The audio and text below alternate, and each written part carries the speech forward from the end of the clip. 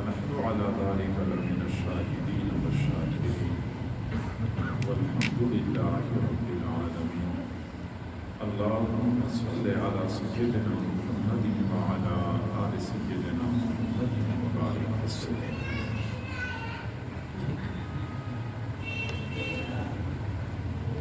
ایک مومن کی زندگی کی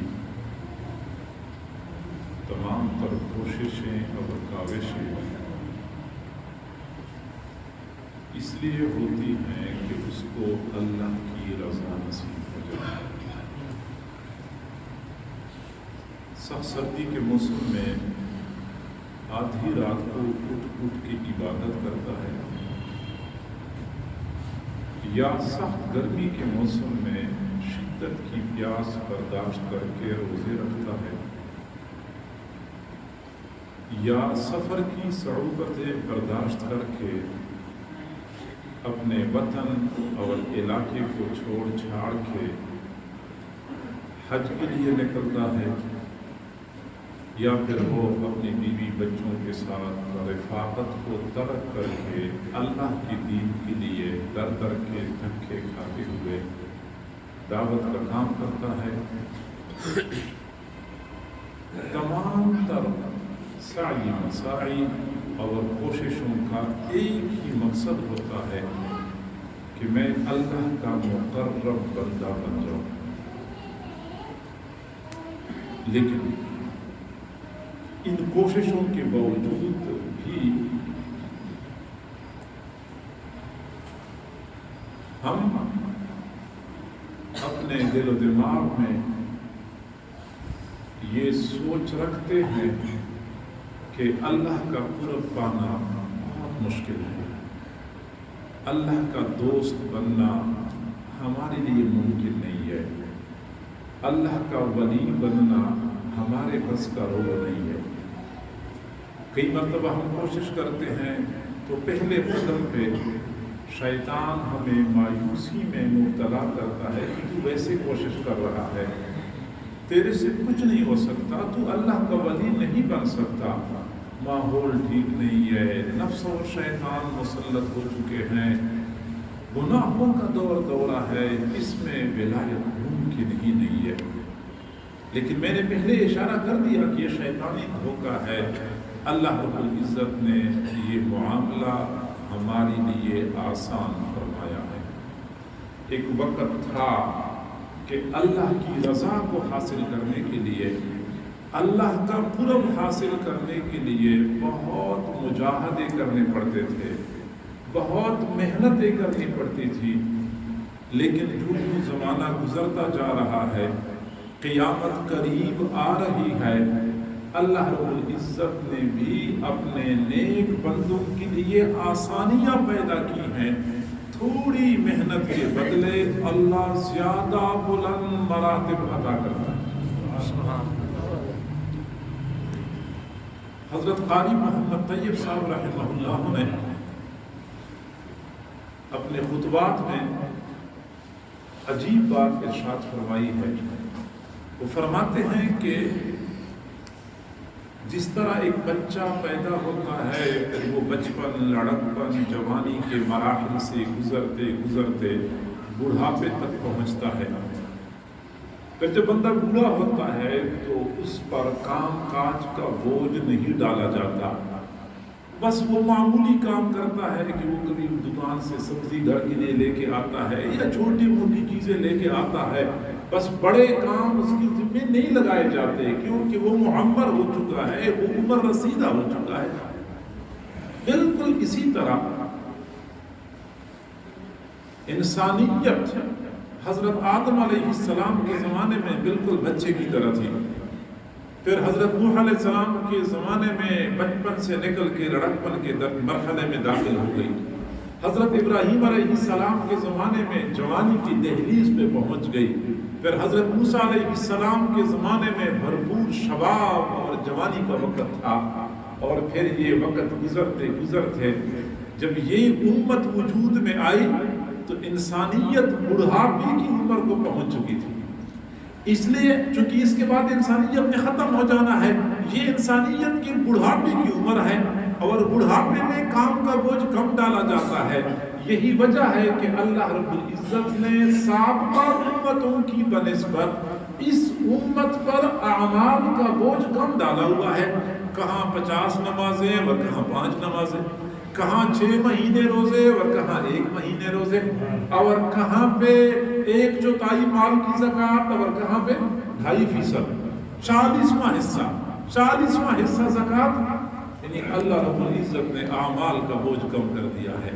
صحیح بخاری شریف کی روایت ہے، حضور صلی اللہ علیہ وسلم نے فرمایا، ایک مثال سے یہ بات سمجھائی ہے کہ ایک آدمی کچھ مزدوروں کو کام پہ لگاتا ہے اور یہ کہتا ہے کہ کون میرے لیے کام کرے گا صبح سے لے کر نصف النہار تک، ایک قیرات کے بدلے 1 قیرات مزدوری ملے گی، صبح سے لے کے نصف النہار تک کام کرنا ہوگا۔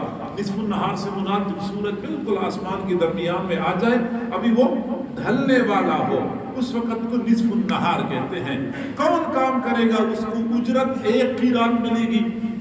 تو کچھ مزدور کھڑے ہو گئے، انہوں نے کام شروع کر دیا نصف النہار تک، ان کو 1 قیرات اجرت مل گئی۔ پھر اس مالک نے اعلان کر دیا، کون کام کرے گا میرے ساتھ اس نصف النہار سے لے کے عصر تک 1 قیرات کے بدلے۔ پھر کچھ لوگ کھڑے ہو گئے، انہوں نے کام کر دیا عصر تک اور ان کو 1 قیرات مزدوری مل گئی۔ پھر اس نے اعلان کر دیا کہ اب کون ہوگا جو عصر سے لے کے مغرب تک کام کرے 2 قیرات کے بدلے۔ پھر کچھ لوگ کھڑے ہو گئے تو انہوں نے عصر سے لے کے مغرب تک کام کر لیا، 2 قیرات ان کو مل گئے۔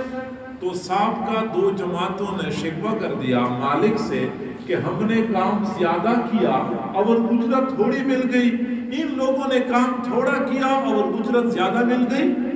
تو مالک نے کہا کہ جتنی اجرت آپ کے ساتھ میں نے مقرر کی تھی اتنی تو میں نے آپ کو دی ہے، آپ کے ساتھ تو میں نے کوئی زیادتی نہیں کی ہے۔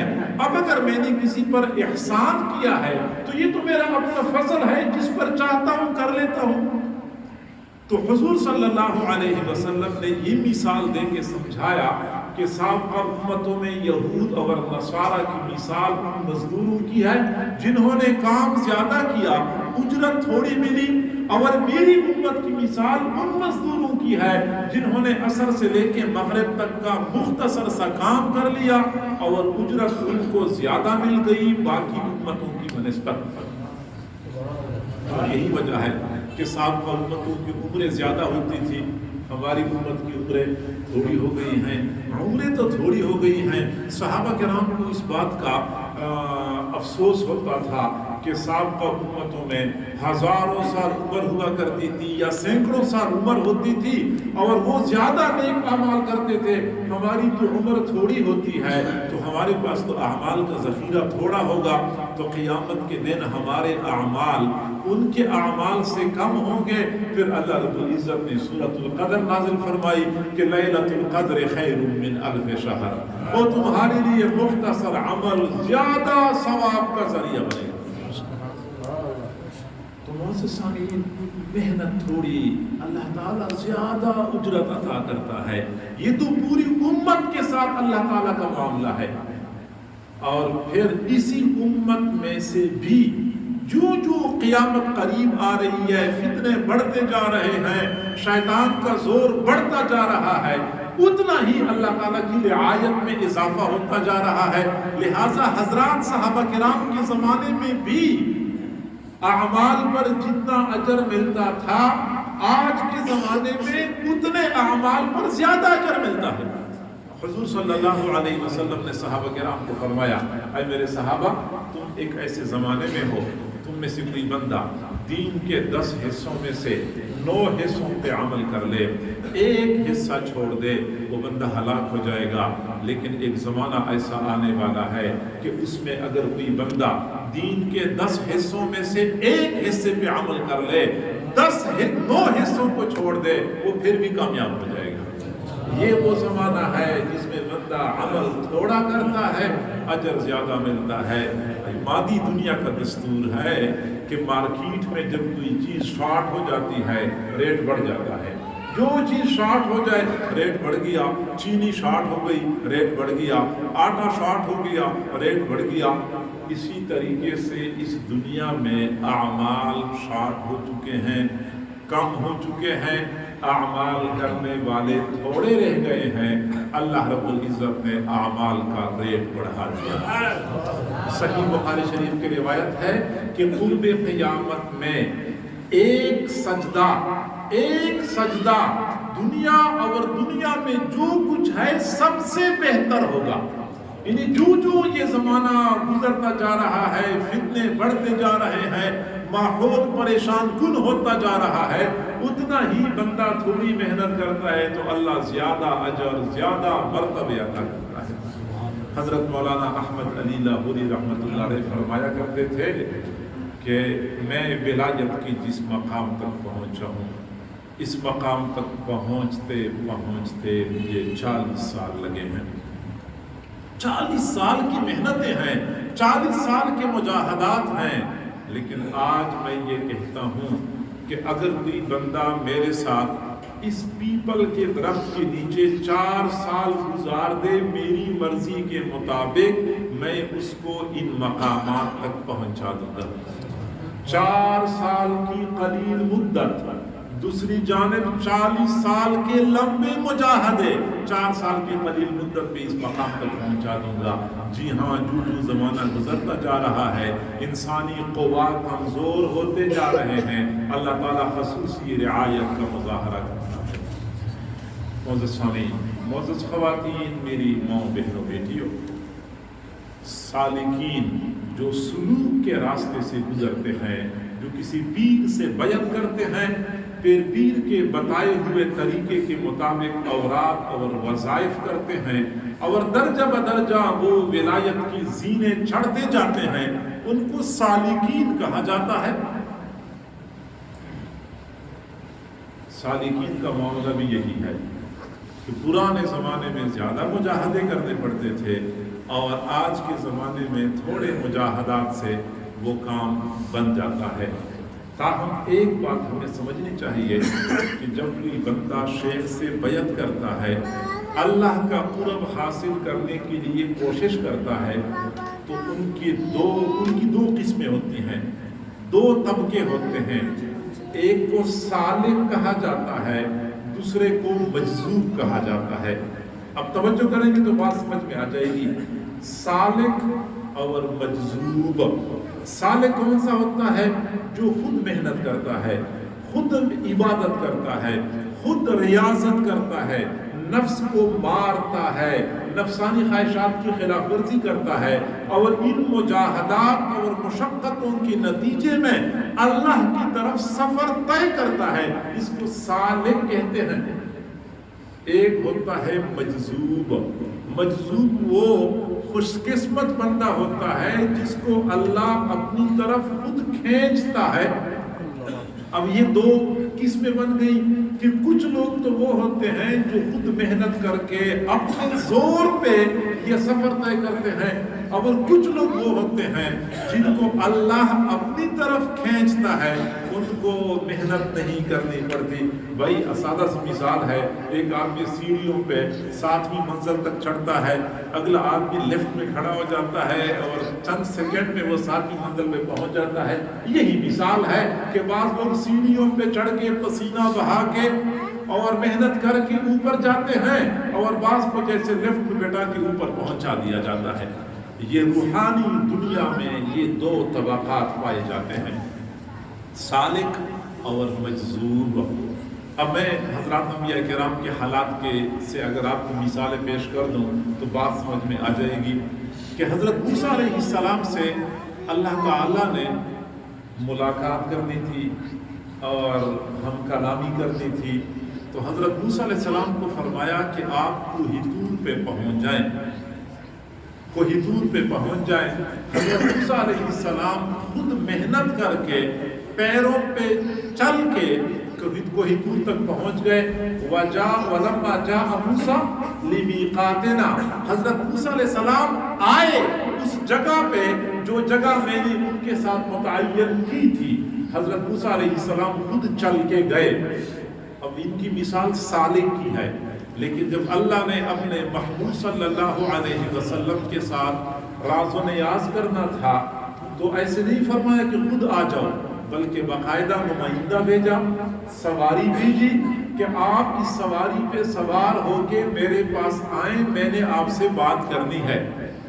اب اتنا فرق ہے کہ حضور صلی اللہ علیہ وسلم کو اپنے پاس لے کے چلے گئے. سبحان الذی اسری بعبدہ لیلا من المسجد الحرام الی المسجد الاقصی, پاک ہے وہ ذات جو اپنے بندے کو لے گئی, یعنی بندہ خود نہیں گیا, اللہ خود اپنے بندے کو اپنے پاس لے گیا. تو یہ مجذوب کی کیفیت ہوتی ہے, مجذوب کا درجہ ہوتا ہے. حضور صلی اللہ علیہ وسلم جب ہجرت کی رات مکہ مکرمہ سے مدینہ منورہ جا رہے تھے تو حضرت علی رضی اللہ عنہ کو فرمایا کہ علی آپ میری جگہ پہ سو جائیں, میرے پاس مکے والوں کی کچھ امانتیں ہیں, صبح کے وقت وہ امانتیں اہل مکہ کو واپس کر دیں اور پھر اس کے بعد مدینہ منورہ آ جائیں. حضرت علی کو فرمایا کہ پھر آپ آ جائیں, اور حضرت سیدنا صدیق اکبر کو فرمایا کہ میں آپ کو اپنے ساتھ لے کے جاؤں گا. یہ فرق ہے کہ حضرت علی کی حیثیت سالک کی تھی, سیدنا صدیق اکبر کی حیثیت مجذوب کی تھی. محبوب کو تو لائے وہ ہمراہ بزم میں, محبوب کو تو لائے وہ ہمراہ بزم میں, اور عاشق ان کو دور سے راستے بتا دیے. وہ عاشق ان کو راستہ بتا دیا کہ پھر آپ وہاں چلے جائیں. محبوب کو اپنے ساتھ لے کے جا رہے ہوتے ہیں.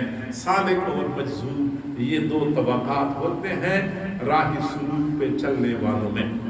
اب ظاہری بات ہے کہ سیڑھیوں پہ چڑھنا دشوار ہے, لفٹ پہ بندہ کھڑا ہو جائے اور سیکنڈوں میں بلندی پہ پہنچ جائے تو زیادہ آسان ہے. ہر بندہ یہ چاہتا ہوگا کہ میں اللہ کا قرب حاصل کر لوں اور اسی طریقے سے حاصل کر لوں کہ زیادہ مجاہدہ نہ کرنا پڑے, زیادہ محنت نہ کرنی پڑے. تو اس کے لیے کیا کرنا پڑتا ہے؟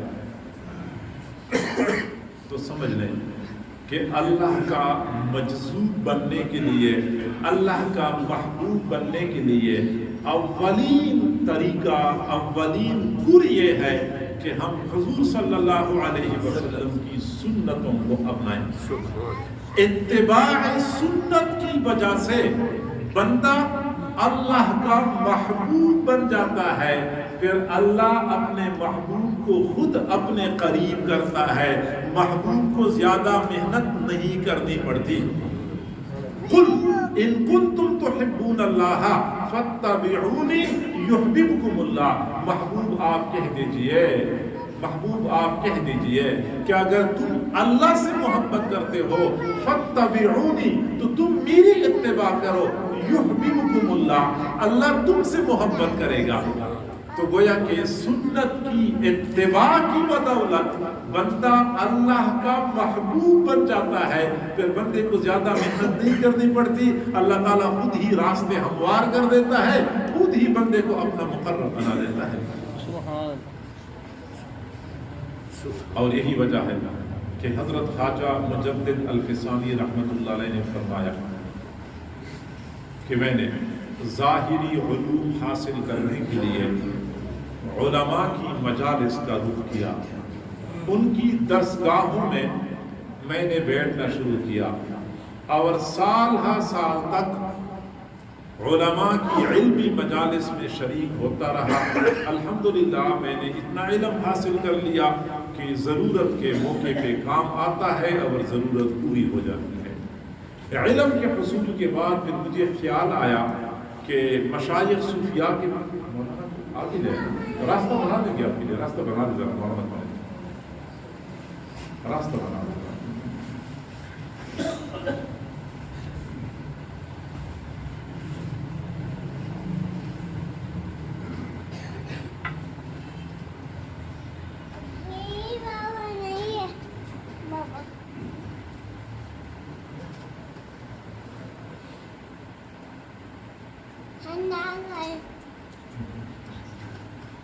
حضرت خواجہ مجدد الفسانی رحمۃ اللہ علیہ نے فرمایا کہ میں نے ظاہری علوم کے حصول کے لیے علماء کی درسگاہوں کا رخ کر لیا، الحمدللہ سال ہا سال کی محنت کے بعد ضرورت کے بقدر علم میں نے حاصل کر لیا۔ پھر مجھے خیال آیا کہ مشائخ صوفیاء کے پاس بھی تو ایک نعمت ہوتی ہے، اس کو بھی حاصل کرنا چاہیے، تو میں نے مشائخ صوفیاء کا دامن تھام لیا، ان کی جوتیاں سیدھی کرنی شروع کر دی، ان کی مجالس میں جا کے میں مجاہدات اور مراقبات کرتا رہا۔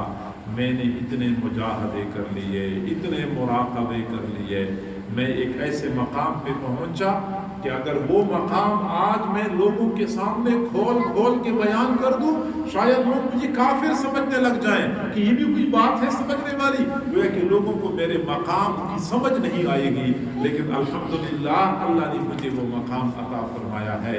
اور پھر فرمایا کہ ان تمام تر مجاہدات کے بعد، تمام تر محنتوں کے بعد اپنی پوری زندگی کا نچوڑ آپ کے سامنے رکھنا چاہتا ہوں، اور وہ یہ کہ اللہ کا قرب پانے کے لیے اتباع سنت سے زیادہ قریب ترین راستہ دوسرا کوئی نہیں ہے۔ مختصر ترین راستہ یہ ہے کہ بندہ حضور صلی اللہ علیہ وسلم کی سنتوں کے اتباع کرے، ایک سنت پہ مرنے بیٹھنے والا بن جائے، سر کے بالوں سے لے کر پاؤں کے ناخنوں تک اپنے آپ کو سنتوں سے آراستہ پہ راستہ بن جائے۔ حضرات صحابہ کرام کو اگر محبت رسول میں کمال حاصل تھا تو ان کو اطاعت رسول میں بھی کمال حاصل تھا۔ ایسے عاشق تھے، ایسے محبین تھے، فقط خالی خودی دعوے نہیں تھے، اطاعت فرمان برداری کر کے دنیا والوں کو بتایا کرتے تھے کہ ہم سچے عاشق ہیں۔ آج تو ہم میں سے بہت سارے دوست احباب یہ بات کرتے ہیں کہ بھائی اس سنت میں کیا حکمت ہے اور اس سنت میں کیا حکمت ہے، بس حکمتوں کی پیچھے پڑ جاتے ہیں۔ میرے بھائیوں، میرا یہ عقیدہ ہے کہ حضور صلی اللہ علیہ وسلم کی ایک سنت میں بے شمار حکمتیں موجود ہیں، لیکن ہم نے حکمتوں کی بنیاد پہ سنت کی پیروی نہیں کرنی، محبت کی بنیاد پہ سنت کی پیروی کرنی ہے۔ اگر ہم حکمت کی بنیاد پہ پیروی کرتے ہیں پھر تو ہم عقل کے بندے کہلائے جائیں گے، نبی کے عاشق تو نہیں کہلائے جائیں گے۔ ہم نے تو اپنے نبی کے ساتھ محبت کا اظہار کرنا ہے، لہٰذا محب جو ہوتے ہیں، جو عاشق ہوتے ہیں، وہ کبھی بھی حکمتوں کے پیچھے نہیں پڑتے کہ میرے محبوب کی اس فرمان میں کیا حکمت ہے اور اس میں کیا حکمت ہے۔ وہ تو ایک اشارے کو دیکھتے ہیں اور ایک اشارے پر سب کچھ نچاور کرنے کے لیے تیار ہوتے ہیں۔ صحابہ کرام میں حضرت عبداللہ بن عمر رضی اللہ تعالیٰ عنہ کو یہ امتیازی مقام حاصل تھا کہ وہ چھوٹی چھوٹی سنتوں کو اس اہتمام سے اپنایا کرتے تھے کہ دنیا حیران رہ جاتی ہے۔ چنانچہ مینا کے میدان میں تھے، حج کے مناسک سے فارغ ہوئے، پھر وہاں سے روانگی تھی، پھر اونٹ کو بٹھایا، اونٹ پہ بیٹھ گئے۔ اب اونٹ کا رخ ادھر تھا اور عبداللہ بن عمر نے جانا بھی ادھر تھا، لیکن اونٹ کو کھڑا کر دیا، پھر ایسے ایک جگہ میں چکر دیا، پھر اونٹ کو روانہ کر دیا۔ کسی نے پوچھا کہ جب آپ کی اونٹ کا رخ بھی ادھر ہی تھا، آپ نے جانا بھی ادھر ہی تھا، تو ایسے اونٹ کو ایک جگہ میں چکر کیوں دیا؟ تو فرمایا کہ مجھے خود بھی نہیں معلوم کہ میں نے ایسا کیوں کیا، البتہ میں نے اپنے محبوب کو یوں کرتے ہوئے دیکھا۔ وہ میرے محبوب نے ایسا کیا تھا جب وہ حجۃ الوداع کے موقع پہ آئے تھے، مینا کی وادی میں اونٹنی کو بیٹھایا، پھر جب آپ اونٹنی کو کھڑا کر دیا، پھر ایک مرتبہ ایسے چکر دیا، پھر روانہ کر دیا، میں نے بھی ایسے کر دیا۔ یعنی جب حضور صلی اللہ علیہ وسلم حجۃ الوداع کے موقع پہ مدینہ منورہ سے مکہ مکرمہ تشریف لائے، پھر مکہ سے دوبارہ مدینہ منورہ تشریف لے گئے، تو سفر میں ہر جگہ پہ قدم قدم پہ حضرت عبداللہ بن عمر حضور صلی اللہ علیہ وسلم کے تمام تر اعمال افعال کا جائزہ لیتے رہے۔ حضور نے جہاں پڑاؤ ڈالا انہوں نے اس جگہ کو یاد کر لیا کہ یہاں حضور نے پڑاؤ ڈالا تھا، جہاں حضور نے نماز پڑھی عبداللہ بن عمر نے اس جگہ کو یاد رکھا، جہاں حضور قضائے حاجت کے لیے بیٹھے عبداللہ بن عمر نے اس جگہ کو بھی یاد رکھا. اب 500 کلومیٹر کا فاصلہ، پھر پہاڑیوں کے درمیان سے گزرنا، پھر وادیوں سے گزرنا، اور پھر جھاڑیوں کے درمیان میں سے گزرنا، ریتلے علاقے. لیکن عبداللہ بن عمر کو کس قدر جنون تھا، کس قدر وارفتگی تھی، انہوں نے تمام تر مراحل میں حضور کی پڑاؤ ڈالنے کو، نماز پڑھنے کو، قضاء حاجت اور وضو سے فارغ ہونے کو، سب کچھ کو یاد کیا تھا. اور پھر حضور کی وفات کے بعد جب بھی وہ مکہ سے مدینہ، مدینہ سے مکہ جایا کرتے تھے تو انہی مقامات کو یاد رکھتے تھے، نظر میں رکھتے تھے. جہاں حضور نے پڑاؤ ڈالا ہوتا تھا وہیں پہ پڑاؤ ڈالتے تھے، جہاں حضور نے نماز پڑھی تھی وہیں پہ نماز پڑھتے تھے. یہاں تک کہ جہاں حضور قضاء حاجت کے لیے بیٹھے ہوتے تھے، بعد میں عبداللہ بن عمر رضی اللہ تعالی عنہ اگرچہ ضرورت نہیں ہوتی تھی پھر بھی وہیں پہ بیٹھ جایا کرتے تھے، حضور صلی اللہ علیہ وسلم کی ادا کو زندہ کرتے تھے. یہ محبت اور یہ وارفتگی پھر بندے کو جلدی اپنے اللہ تک پہنچا دیتی ہے. عبداللہ بن عمر رضی اللہ تعالیٰ عنہ اونٹنی پر سوار تھے، سفر کر رہے تھے. ایک جگہ پہ سر نیچے جھکایا، کچھ دیر تک سر جھکا کے چلتے رہے، پھر سر اوپر اٹھایا. کسی نے پوچھا کہ یہاں پہ نہ کوئی درخت تھا، نہ کوئی دیوار تھی، نہ کوئی حائل تھا، آپ نے کچھ دیر کے لیے سر کیوں جھکایا؟ تو حضرت عبداللہ بن عمر نے جواب دیا کہ جی ہاں، اس وقت تو کچھ بھی موجود نہیں ہے، لیکن ایک وقت تھا کہ میں اپنے محبوب صلی اللہ علیہ وسلم کے ساتھ یہاں سے گزر رہا تھا. راستے کے قریب ایک درخت کھڑا تھا، درخت کی شاخیں راستے کی طرف جھکی ہوئی تھیں. میرے محبوب نے ان شاخوں سے بچنے کے لیے سر کو نیچے جھکایا تھا. آج اگرچہ وہ درخت موجود نہیں ہے لیکن میں نے اپنے محبوب کی ادا تو زندہ کر دی. تو میں یہ بات عرض کر رہا تھا کہ سالک اور مجذوب کا جو فرق ہے، تو بندہ مجذوب کیسے بنتا ہے کہ اللہ خود بندے کو اپنی طرف کھینچے. اس کا ایک طریقہ یہ ہے کہ بندہ سنت کی اتباع کرے، کیونکہ اتباع سنت کی بدولت بندہ اپنے رب کا محبوب بن جاتا ہے. پھر اللہ اپنے محبوب کو اپنی طرف کھینچتا ہے، اپنے پاس بلاتا ہے. یہ پہلا طریقہ ہے. دوسرا طریقہ یہ ہے کہ بندہ اپنے شیخ کی خدمت، اطاعت اور ان کے ساتھ طویل عرصے تک ہم نشینی اختیار کر کے شیخ کا مقبول اور محبوب بن جائے. یاد رکھیں کہ شیخ کا مقبول اللہ کا مقبول ہوتا ہے، شیخ کا مردود اللہ کے ہاں بھی مردود ہوا کرتا ہے. وہی لوگ سعادت مند ہوتے ہیں جو شیخ کی خدمت کرتے ہیں، شیخ کی اطاعت کرتے ہیں اور شیخ کے ساتھ کامل تعلق اور وابستگی رکھتے ہیں کہ شیخ کے دل میں ان کے لیے مقام اور مرتبہ بن جائے. اور میرے بھائیوں یہ بات یاد رکھیں کہ اللہ والے اللہ کے لاڈلے ہوتے ہیں، اللہ ان کی لاج رکھتا ہے، اللہ ان کی لاج رکھتا ہے، ان کی باتوں کو پورا کرتا ہے. چنانچہ یہ اللہ والے کئی مرتبہ اپنے مریدین اور متعلقین کو اللہ سے قبول کرواتے ہیں. حضرت مولانا عبدالحق رحمۃ اللہ علیہ دارالعلوم حقانیہ اکوڑا خٹک کے بانی تھے اور محتمم بھی تھے. ایک مرتبہ درسگاہ میں تشریف لائے تو اپنے شاگردوں نے دیکھا کہ استاد کا چہرہ بہت خوشی سے چمک رہا ہے، انبساط کی کیفیت ہے. مسند پہ بیٹھ گئے اور شاگرد سے کہا کہ بیٹا عبارت پڑھو، جس طرح کہ استاد کہتے ہیں پڑھنا شروع کر دو. تو شاگردوں نے کہا استاد جی آج تو آپ بڑے خوش لگ رہے ہیں، کیا وجہ ہے؟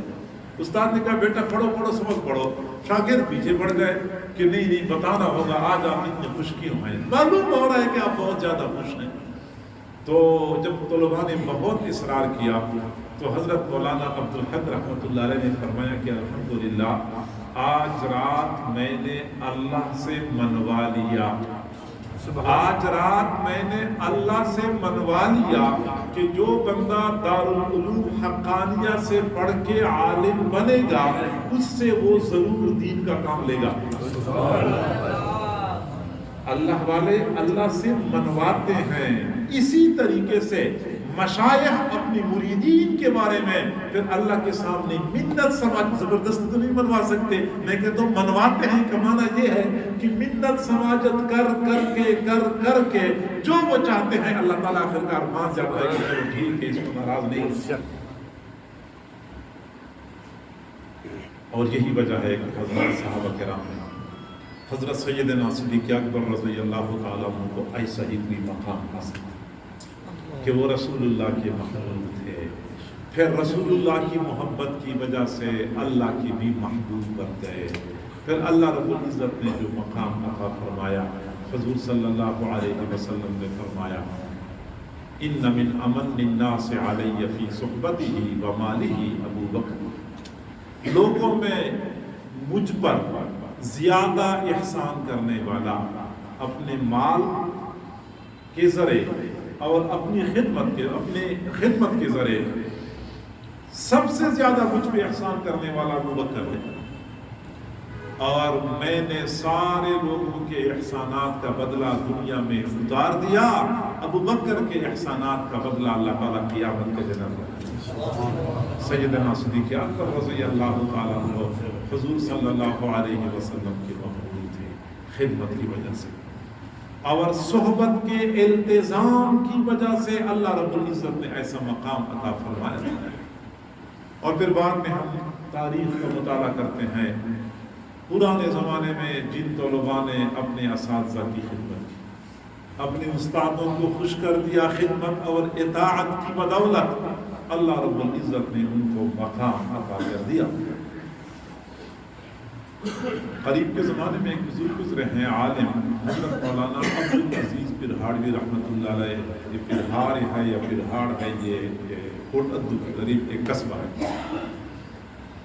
یہ حضرت مولانا عبدالعزیز پرہاڑوی رحمۃ اللہ علیہ نے کچھ کتابیں لکھی ہیں اور وہ کتابیں واقعی دقت, باریکی اور عمیق علم کی وجہ سے علماء کے لیے حیران کن.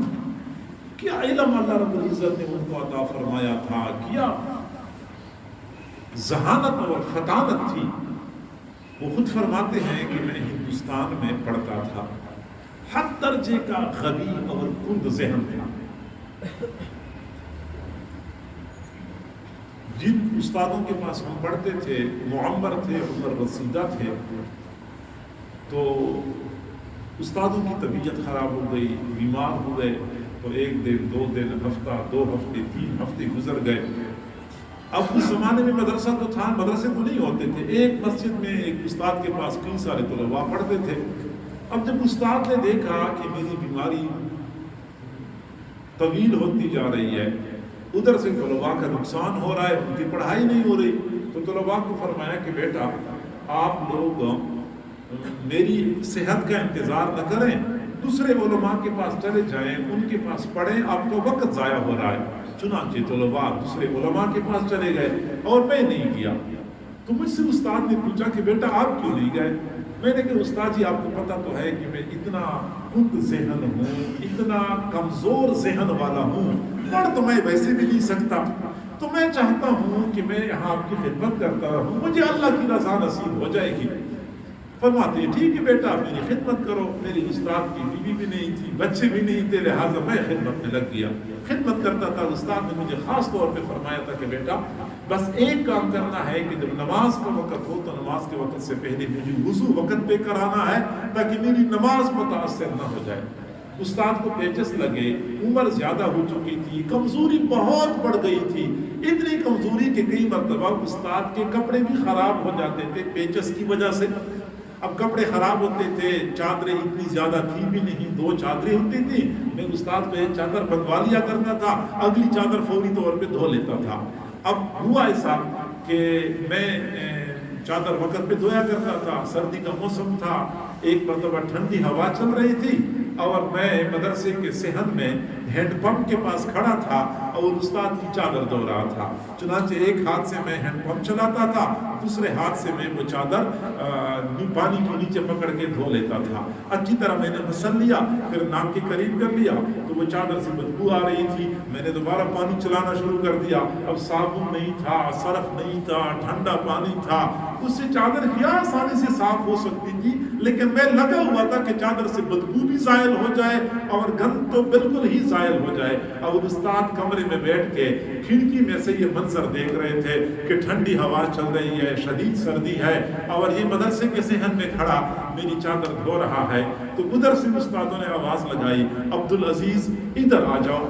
میں بھاگتا ہوا استاد کے پاس گیا. استاد نے اسی وقت دعا کے لیے ہاتھ اٹھائے. فرمایا بیٹا دعا کے لیے ہاتھ اٹھا لو. فرماتے ہیں کہ مختصر وقت میں پتہ نہیں استاد نے میرے لیے اللہ سے کیا مانگا ہے، مجھے پتہ نہیں چلا. لیکن جب استاد کا انتقال ہو گیا، میں اپنے علاقے میں آیا، پھر میں نے اپنے اندر وہ تبدیلی محسوس کر لی. وہ عبدالعزیز جو اپنے استاد کے سبق کے پڑھانے کو بھی نہیں سمجھتا تھا کہ استاد کیا پڑھا رہے ہیں، اللہ رب العزت نے میرا ذہن اتنا تیز کر دیا کہ میں ایک ہی وقت میں دونوں ہاتھوں میں قلم پکڑتا تھا اور دونوں ہاتھوں سے مختلف مضامین لکھ رہا ہوتا. سبحان اللہ. یہ اللہ والے بندے کو اللہ سے قبول کرواتے ہیں. وہی لوگ سعادت مند ہوتے ہیں جو اس راز کو سمجھ جاتے ہیں، اس نقطے کو سمجھ جاتے ہیں. ٹھیک ہے، اپنی عبادت، اپنی ریاضت، اپنے ذکر اذکار یہ بھی بندے کو اللہ تک پہنچا دیتے ہیں، لیکن مختصر ترین راستہ یہی ہے. حضرت مرشد عالم رحمۃ اللہ علیہ، ہمارے حضرت جی کے جو شیخ تھے، وہ ایک واقعہ سنایا کرتے تھے. سائیں فتح علی شاہ، وہ سائیں فتح علی کا واقعہ سنایا کرتے تھے کہ تھے تو فتح علی ان کا نام، لیکن لوگ پتو کہتے تھے، جس طرح کے لوگ تحقیراً نام بگاڑ دیتے ہیں. تو یہ حضرت خواجہ سراج الدین رحمۃ اللہ علیہ سے بیان تھے. اور حضرت خواجہ سراج الدین رحمۃ اللہ علیہ موسیٰ شریف ڈیرہ اسماعیل خان سے بھی آگے تھے، وہاں کے رہنے والے تھے. لیکن یہاں پہ شاید ترکیسر میں کیا یہ جو جگہ ہے سون سکیسر، وادی سون سکیسر میں کسی نے ان کو زمین دی تھی کہ یہاں پہ خانقاہ بنائیں. تو حضرت نے وہاں پہ خانقاہ بنانے کا پروگرام بنایا، چونکہ وہاں پہ گرمیوں میں موسم معتدل ہوتا ہے. چنانچہ انہوں نے مزدوروں کو بلا لیا، ملازمین کو، مستریوں کو بلایا کہ کام کریں. چنانچہ مستری بھی کام کرتے تھے، کچھ مریدین بھی ساتھ خدمت کرتے تھے. مٹی کی دیواریں بنانی تھی، مٹی کے کمرے بنانے تھے.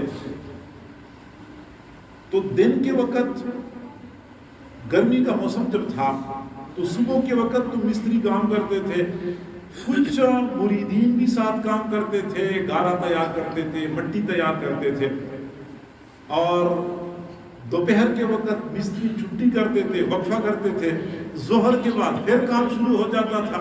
اب یہی طریقہ تھا کہ صبح اور شام کام کرتے تھے، دن کے وقت لوگ آرام کرتے تھے. گرمی زیادہ تھی، دھوپ شدید تھی. ایک دن دوپہر کے وقت حضرت خواجہ سراج الدین رحمۃ اللہ علیہ نے دیکھا کہ سارے لوگ سو رہے ہیں، لیکن ایک بندہ فتح علی وہ اس خانقاہ کی صحن میں بیچ میں گارا بنا رہا ہے اور وہ گھٹنوں تک گارے کے اندر دھنسا ہوا ہے اور وہ ٹھیک کر رہا ہے، بنا رہا ہے. تو تب حضرت خواجہ سراج الدین رحمۃ اللہ علیہ نے ان کو بلایا. بیچارہ پریشان ہو گیا کہ میں نے کیا غلطی کی ہے، میرے کپڑے بھی گندے ہیں، میرا جسم بھی گندا ہے، میں ذرا کپڑے صاف کر کے اور اپنے پاؤں دھو کے آتا ہوں. لیکن حضرت خواجہ سراج الدین رحمۃ اللہ نے فرمایا کہ اسی حال میں آ جائے. اسی حال میں اپنے مرید کو بلا لیا، پوچھا اس وقت کام کیوں کر رہے ہیں جبکہ سارے لوگوں نے چھٹی کر رکھی ہے. انہوں نے جواب دیا کہ حضرت میں نے سوچا کہ ابھی اس وقت اگر میں آرام کر لوں، ظہر کے بعد میں گارا تیار کروں گا، مستری لوگ تو مزدوری لیتے ہیں، اب مستری انتظار کریں گے، میں گارا تیار کروں گا تو ظاہری بات ہے کہ مستریوں کا وقت ضائع ہو جائے گا. تو کیوں نہ میں اس وقت گارا تیار کر لوں تاکہ مستری دوبارہ کام شروع کریں تو مستریوں کے لیے گارا پہلے سے تیار ہو ہو اور ان کا وقت ضائع نہ ہو. اسی وقت شیخ نے ان کو اپنے سینے سے لگایا اور نقشبندیہ سلسلہ کی نسبت ان کو منتقل کر دی. وہ پتو رو رہا تھا کہ حضرت آپ نے مجھ پہ اتنا بڑا بوجھ ڈالا, میں تو قرآن کا ناظرہ بھی پڑھا ہوا نہیں ہوں. اب جو بندہ قرآن کا ناظرہ پڑھا ہوا نہیں ہے ان کو پیر بنایا جائے اور مریدوں کی اصلاح اور تربیت کا کام ان کی ذمہ لگایا جائے, حضرت میں کیسے کروں گا, مجھ سے تو کچھ نہیں ہو سکتا. لیکن شیخ نے چونکہ ذمہ داری ڈالی تھی اور پھر میں نے کہا کہ یہ مشائخ اللہ سے پھر قبول کرواتی بھی ہیں. پھر وہی پتو تھا جو بعد میں سائیں فتح علی مشہور ہو گیا, اور پھر سائیں فتح علی کے بارے میں حضرت مرشد عالم رحمت اللہ علیہ نے فرمایا کہ مکہ مکرمہ میں جب حج کے لیے گئے تھے تو پاکستان اور ہندوستان کے بڑے بڑے علماء, وہ مدرسہ جو علوم شرعیہ تھا وہاں پہ اس مدرسے کے اندر ہندوستان اور پاکستان کے بڑے بڑے علماء کے لیے نیچے چٹائیوں کے اوپر بستر بچھائے گئے تھے اور اسی سائیں فتح علی کے لیے چرپائی ڈال دی گئی تھی.